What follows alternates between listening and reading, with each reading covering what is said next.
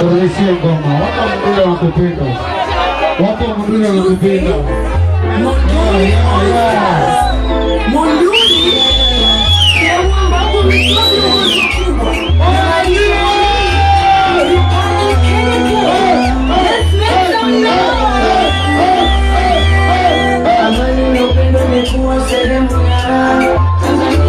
Ushikamano jamaa ndio nguzo ya kujenga. Ni mwanga ni nuru ni nembo ya taifa la.